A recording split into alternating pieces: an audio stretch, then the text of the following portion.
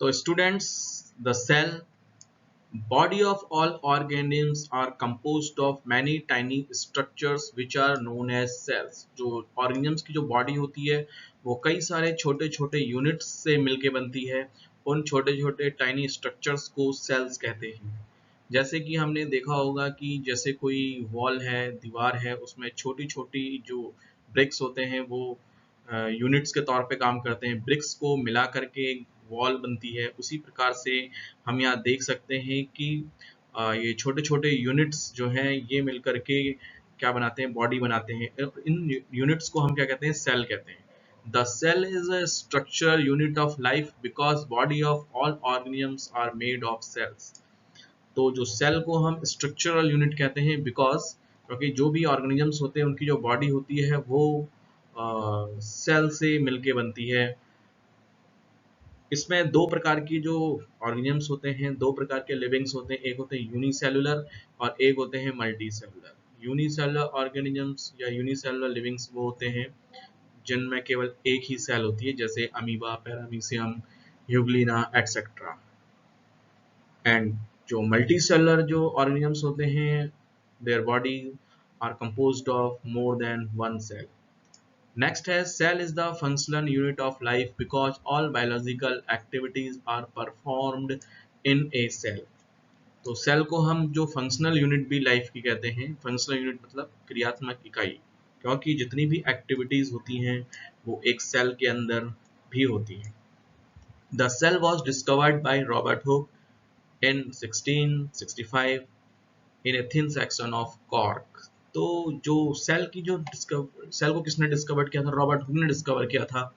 उन्होंने जो है कॉर्क के एक सेक्शन में छोटे छोटे हनीकॉम्ब जैसे स्ट्रक्चर्स देखे थे, उनको उन्होंने सेल कहा था। सेल का मतलब होता है चैम्बर। तो सेल का जिसे कहना चाहिए डिस्कवर, सेल के जिसको डिस्कवर किसने किया था, रॉबर्ट हुक ने किया था। सेल थ्योरी यानी कि कोशिका सिद्धांत। ये जो सेल थ्योरी है वो श्वान एवं श्लीडेन दो साइंटिस्ट थे, उन्होंने ये मतलब सेल थ्योरी को दिया था।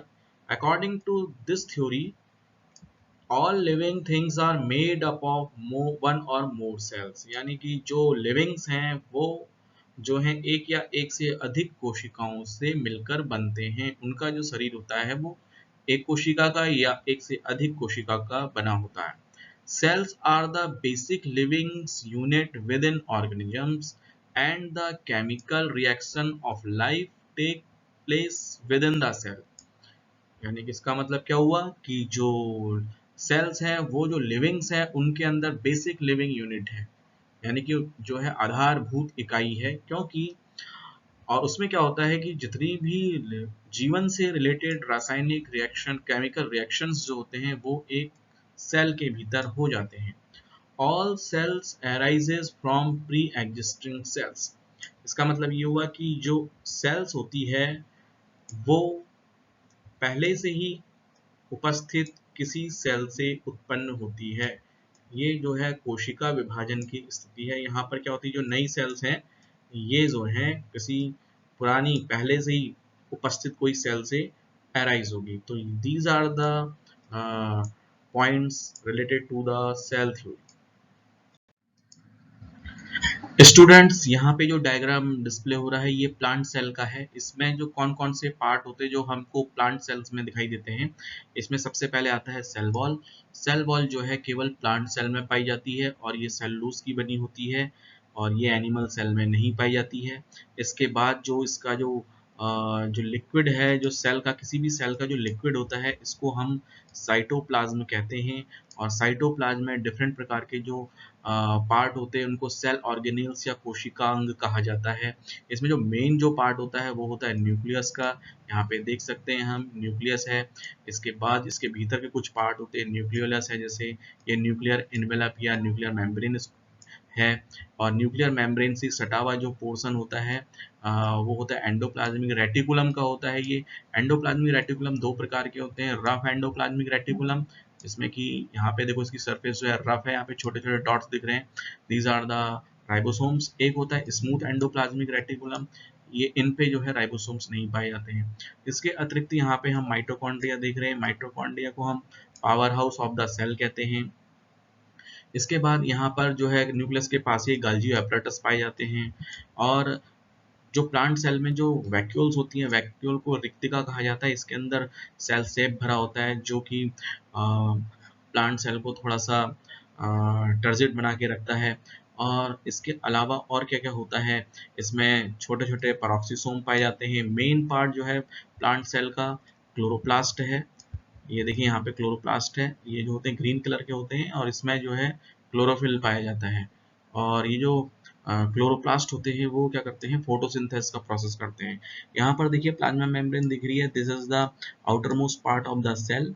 और प्लांट सेल के बाहर जो है, इसके बाहर सेल वॉल होती है। ये जो प्लाज्मा मेम्ब्रेन होती है ये क्या करती है, सेल की बाउंड्री बना करके रखती है। इसके बाद इसमें हम देख रहे हैं यहाँ पे प्लाज्मोडेस्माटा टाइप के कुछ दिख रहे हैं जो एक सेल को दूसरे सेल से मतलब अटैच करने का काम करते हैं। यहाँ पर कहीं कहीं पे हमको लाइसोसोम भी दिखते हैं, ये जनरली जो है वो प्लांट सेल में पाए नहीं जाते हैं। तो ये हम देख सकते हैं। तो these are the parts found in a typical plant cell. यहाँ पर एक राइबोसोम भी दिख रहे हैं। राइबोसोम्स का काम क्या होता है, प्रोटीन सिंथेसिस का काम होता है। तो ये सारे स्ट्रक्चर जो है वो एक प्लांट सेल में दिखाई देते हैं। स्टूडेंट्स यहाँ पर जो हम सेल देख रहे हैं ये एनिमल सेल है। एनिमल सेल में जो सबसे बाहर हमको कौन कौन से पार्ट दिखते हैं, सबसे बाहर हमको दिखता है प्लाज्मा मेम्ब्रेन। ये जो है एनिमल सेल की जो है सबसे आउटर मोस्ट लेयर होती है। और प्लांट सेल की तरह एनिमल सेल में कोई सेल वॉल नहीं पाई जाती है। इसमें जो है, जो हम जानते हैं कि जो सेल का जो लिक्विड होता है उसको क्या बोला जाता है, प्रोटोप्लाज्म बोला जाता है। फिर उसमें प्रोटोप्लाज्म में भी जो है उसके दो पार्ट हो जाते हैं, साइटोप्लाज्म और सेल ऑर्गेनेल्स। तो ये साइटोप्लाज्म है। साइटोप्लाज्म में जो है यहाँ पर हम देख सकते हैं न्यूक्लियस, न्यूक्लियस वाला ये पूरा पोर्शन दिखाई दे रहा है। इसमें न्यूक्लियस के बाहर जो है वो न्यूक्लियर इन्वेलप है जो डबल मेम्ब्रेन होता है। इसके भीतर जो हम देख सकते हैं यहाँ पर ये न्यूक्लियोलस है। न्यूक्लियोलस के भीतर का जो लिक्विड है उसको क्या कहा जाता है, न्यूक्लियोप्लाज्म बोला जाता है। और जो ये आउटर मेम्ब्रेन है न्यूक्लियस की, आउटर न्यूक्लियर मेम्ब्रेन, इससे जो है ये एंडोप्लाज्मिक रेटिकुलम जो है ये अटैच रहती हैं। एंडोप्लाज्मिक रेटिकुलम जो है वो दो प्रकार के होते हैं, एक होता है रफ एंडोप्लाज्मिक रेटिकुलम, दूसरा होता है ये स्मूथ एंडोप्लाज्मिक रेटिकुलम। तो रफ एंडोप्लाज्मिक रेटिकुलम में क्या पाए जाते हैं, राइबोसोम्स यहाँ पर देख सकते हैं आप, ये अटैच हैं। इसकी वजह से रफ एंडोप्लाज्मिक रेटिकुलम जो है जो रफ होती है, जबकि स्मूथ एंडोप्लाज्मिक रेटिकुलम में कोई राइबोसोम नहीं होते हैं।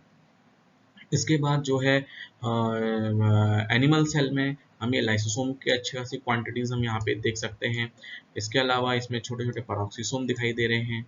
माइटोकॉन्ड्रिया जो है काफ़ी मात्रा में यहाँ पे हमको दिख रहे हैं। और जो एनिमल सेल में जो एक और इम्पॉर्टेंट चीज़ पाई जाती है वो है सेंट्रियोल। ये न्यूक्लियस के पास हमको दिखाई देता है, जो कि सेल डिवीजन में इसका रोल होता है। और इसके अतिरिक्त यहाँ पे गोल्जी एपरेटस जिसे कहना चाहिए हम देख सकते हैं। यहाँ पर हम जो एनिमल सेल में ये प्लाज्मा मेम्ब्रेन के कुछ मॉडिफिकेशन देख रहे हैं जिनको हम माइक्रोबिलाई कहते हैं। इनके अलग अलग काम होते हैं जो आप आगे पढ़ेंगे। तो ये जो है सारे पार्ट हमको एनिमल सेल में दिखाई देते हैं। एनिमल सेल में प्लांट सेल की तरह हमको ना तो सेल वॉल दिखाई देती है ना ही क्लोरोप्लास्ट दिखाई देता है। तो this is the major difference between the plant cell and animal cell. In plant cell cell wall and chloroplast are present but they are not seen in animal cell.